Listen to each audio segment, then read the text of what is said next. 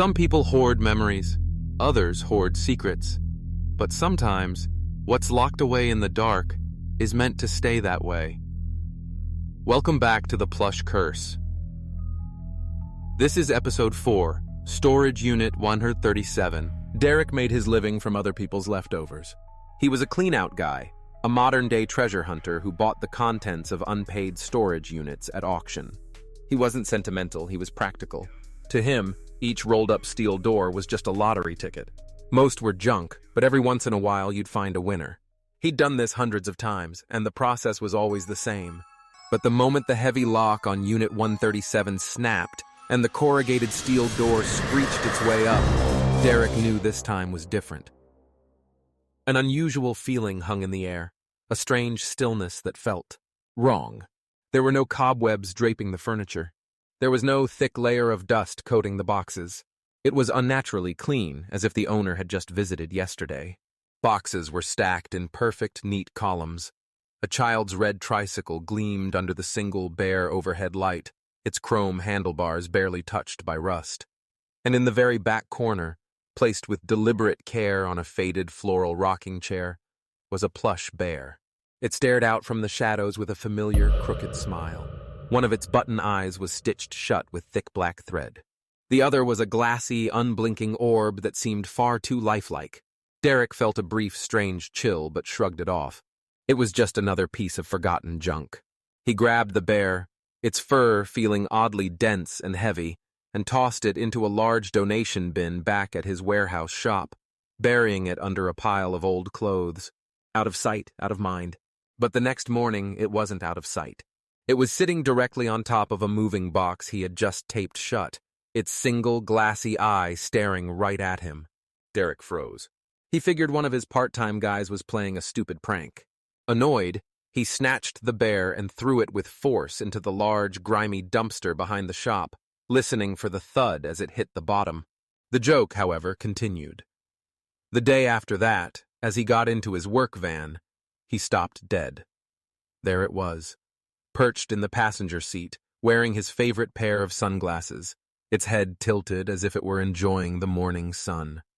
The humor of the situation evaporated instantly, replaced by a cold, creeping dread. This wasn't a prank. The disturbances grew. It wasn't just the bear anymore. Late at night, while he was organizing his inventory, the power tools in his garage would roar to life. A circular saw screaming for a few seconds before falling silent, a drill whining in the darkness. Then came the voices. They crackled through his old set of walkie-talkies, the ones he kept on a shelf for years. Through the static, disembodied whispers would drift into the quiet shop, saying things that made his blood run cold. Find the others. Don't hide from me. You open the door. He was a practical man, but he was reaching his limit. Desperate, he did something he never thought he'd do. He called a local priest to come and bless the shop.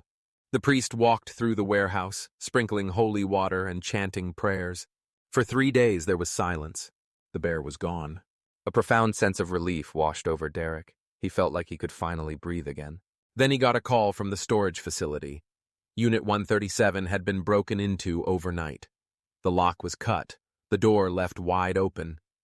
When Derek arrived with the police, he found that nothing of value had been taken. The boxes, the tricycle, everything was still there. Everything, except the faded floral rocking chair.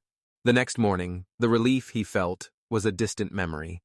He found the bear again, back in his shop, sitting exactly where it had first reappeared. But this time, it was holding something in its stitched little paws. A freshly printed photograph. It was a photo of Derek, asleep in his own bed taken the night before. Panic set in. Pure, unadulterated terror. He grabbed the bear and a can of lighter fluid. In the back alley, he doused it, but the flames wouldn't catch. The fluid seemed to bead up and roll off the matted fur. He tried drowning it in a barrel of water, but it just floated, its single eye bobbing above the surface, still watching him. In a final, desperate act, he stuffed it into a priority mailbox and shipped it to an old warehouse address 2 states away. For 1 week, there was nothing. A blessed, silent week. He started to think, to hope, that it was finally over. Then came the smell. It started faint, but grew stronger each day.